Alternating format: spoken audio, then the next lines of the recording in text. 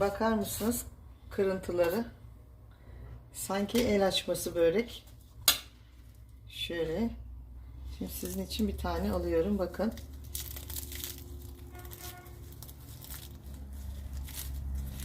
Sırtı da. Hazır yufka kim der buna inanır. Bakar mısınız şu güzelliğe? Bir tane daha sizin için alıyorum. Bakın. Bu içine bir bardak un koyduk ya yağla birlikte. Bu çıtırlığı her katında o yapıyor arkadaşlar. Lütfen bu tarifimi deneyin. Bir de içini açalım. Bakın. Lezzeti muhteşem. Muhteşem bir lezzet.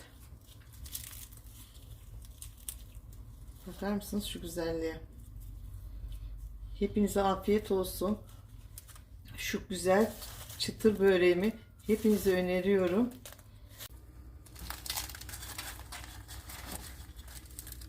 Şunu şöyle yapayım.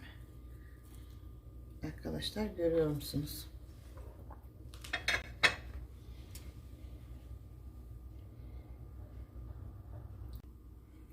Arkadaşlar böreğimiz fırından çıktı. 15 dakika oldu fakat daha çok sıcak.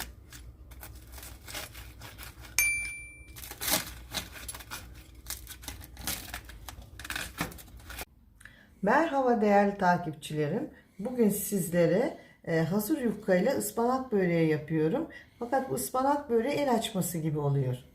Ben dün akşam ıspanaklarımı yıkadım. Bir gece şu masa örtüsüne seriyorum pamuklu. Bu şekilde kuruyor ıspanaklarım. Ispanak böreğinin özelliği ıspanağımızın tamamen kuru olması. Ispanağımızı kuruttuk. Önce şöyle yapıyoruz. 2 adet beyaz pırasam var. Şöyle 15 santimlik kestim pırasamdan. Soğan yerine pırasa koyuyorum. Şöyle incecik kesiyoruz. Piyazlık gibi pırasamızı. Pırasalarımızı bu şekilde incecik doğradım. Üzerine bir tatlı kaşığı tuz serpiyorum.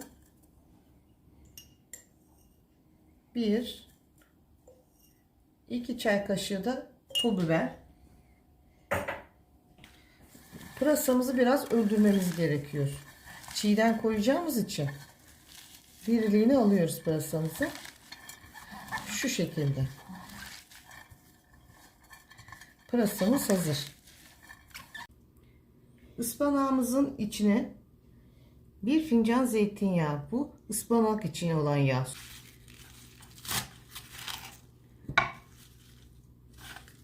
Mutlaka ortadan kesin, eşit olması için. Daha sonra bu çiğden olduğu için ıspanağımızı çok ince doğramak zorundayız. Kalın olmaz. Pişirdiğiniz ıspanağı kalın doğrayabilirsiniz.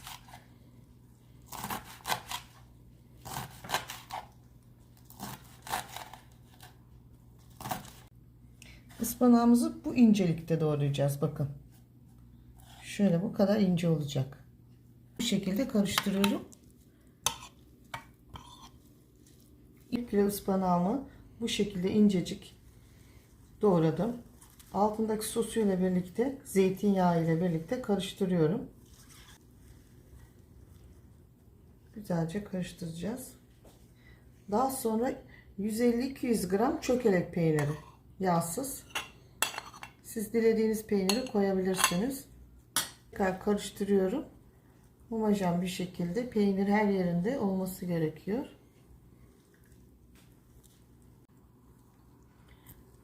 Bu şekilde güzelce içimiz, ıspanaklı böreğimizin içi şu şekilde güzelce karıştı, hazır. Böreğimize süreceğimiz şimdi sosunu hazırlıyorum. 1 su bardağı 200 milimlik zeytinyağı. Siz dilediğiniz yağı kullanabilirsiniz. Şöyle kapatıyorum yağ aksın diye. İçine de 1 su bardağı yine 200 milimlik un ilave ediyoruz. Ve unu yavaş yavaş yedirerek çırpıyoruz.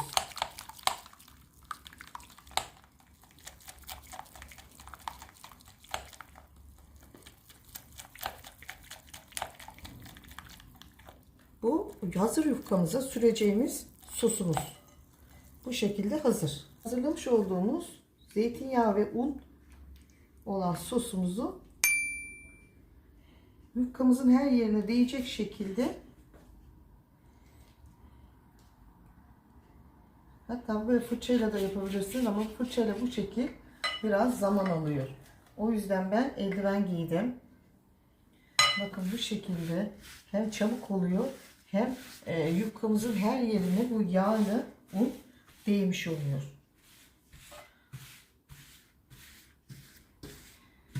Un da koymuş olduğum unun da sebebini açıklayayım. Sanki elde açmış gibi tekrar bir içinde ince bir katman hamur oluşuyor. Şu anda tek yufka gibi görünse de içinde bir kat daha olmuş oluyor. Daha sonra şöyle artık eldivenleyim, elimle alıyorum. Çok basit bir şekilde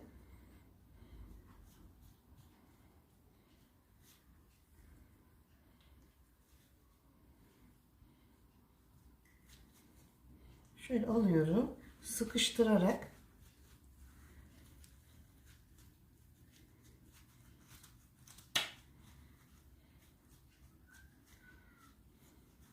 mesela şuralarda bir boşluk oluşuyor. Hemen oralara ilave ediyoruz. Çünkü ince kenarından başladık.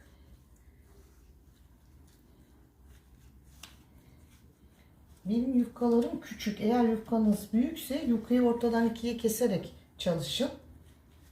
Fakat benim yufkalarım biraz küçük.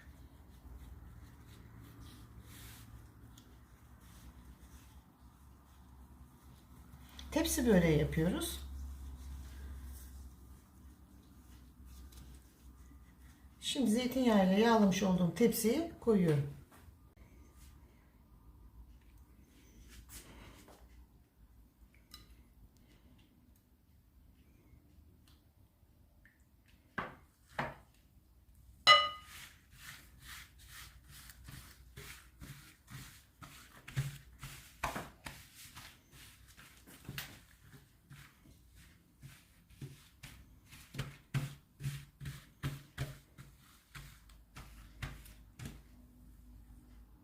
Şöyle bir avuç ıspanağımızı alıyoruz.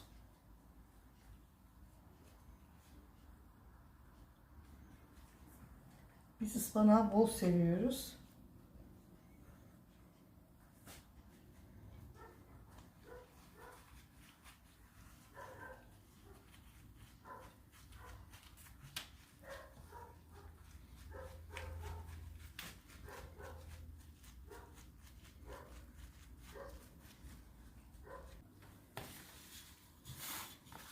Bir defa şuradan başlıyoruz. Şu şekilde tepsimiz dolana kadar sarıyoruz. Arkadaşlar, bir tepsi böreğimiz orta boy, küçük boy. Şunu da şöyle alıyoruz. Bakın şu açık yerine şu ince kısmını koyuyoruz. Ek belli olmaması için. Şu şekilde. Şurada yetişmedi. Şunu altına sokuyoruz. Şimdi 8 yufkadan bir tepsi böreğimiz hazır. Şimdi artan zeytinyağlı unumuzu içerisine 2 adet yumurta sarısı ilave ediyorum. İyice çırpıyoruz.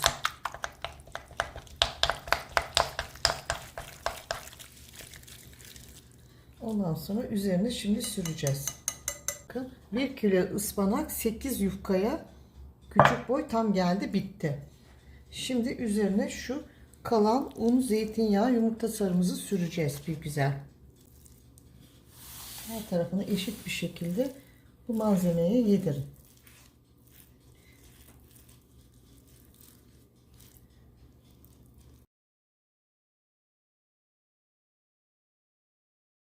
Böreğimiz hazır. Şimdi 180 derece fırında alt katına koyuyoruz. Üzerine yumurta sarısı sürdüğümüz için orta kat değil alt kata koyuyoruz. Alttan pişecek.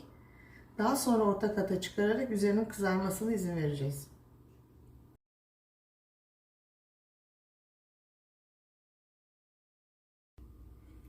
Arkadaşlar böreğimiz fırından çıktı. 15 dakika oldu fakat daha çok sıcak.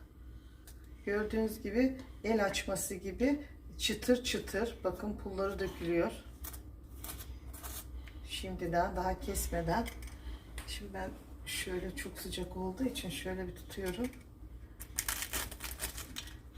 Şimdi ben konuşmayayım, şu sesi bir duyun.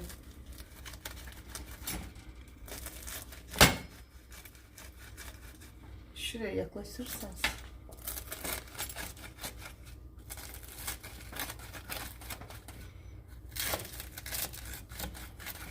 Arkadaşlar duyuyor musunuz sesi? El açmasında bile bu kadar çıtırlık olamaz. Şöyle bir de şöyle keselim.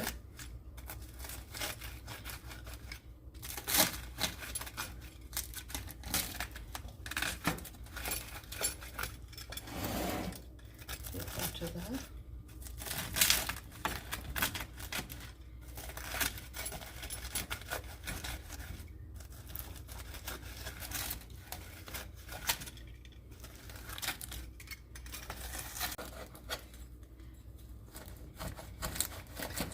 Soğumasını beklesek iyiydi ama çok sıcak arkadaşlar.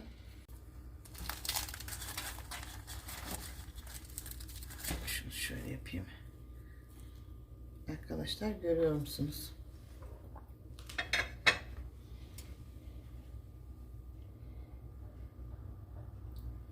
Değerli takipçilerim, lütfen bu böreği deneyin. El açmasından daha güzel oluyor. Hem zahmetsiz, çok kolay. Lütfen kanalıma abone olmayı unutmayın. Yorum yazıp beğenip zil tuşuna basarsanız yeni tariflerimden haberdar olmuş olursunuz. Hoşça kalın, sağlıkla kalın, mutlu kalın. Bakar mısınız kırıntıları? Sanki el açması börek. Şöyle. Şimdi sizin için bir tane alıyorum. Bakın.